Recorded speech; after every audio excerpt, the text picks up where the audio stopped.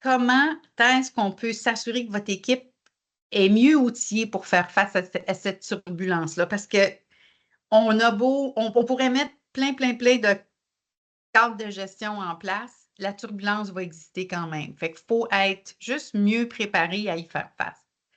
On va aller voir qu'est-ce qu'on peut faire. Donc, les objectifs que je nous donnerais pour ce midi, ce serait premièrement prendre conscience des leviers et des obstacles de notre culture.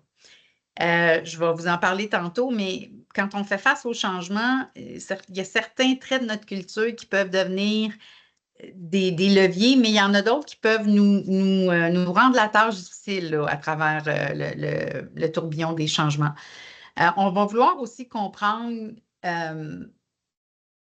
que c'est l'affaire de tout le monde.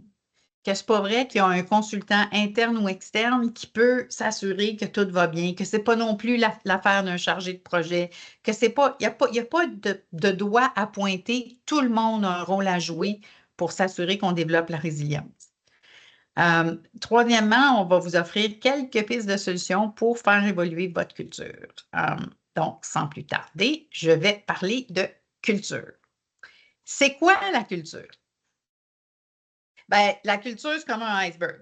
Hein? Il y a ce qui est connu, il y a ce qui est vu, il y a ce qui est visible, mais la partie la plus importante, c'est ce qui est invisible. Donc, qu'est-ce qui est visible dans notre culture? Bien, il y a des signes puis des comportements qui peuvent être observés. Comment on s'habille, quel est l'environnement de travail, est-ce que c'est ouvert, est-ce que c'est tous des bureaux fermés, est-ce qu'on a des heures de travail flexibles ou c'est très rigide, est-ce qu'il y a beaucoup de contrôle ou on est assis, on fait confiance, comment on organise le travail, comment on partage l'information, bref, ça c'est tout ce qui est visible de notre culture.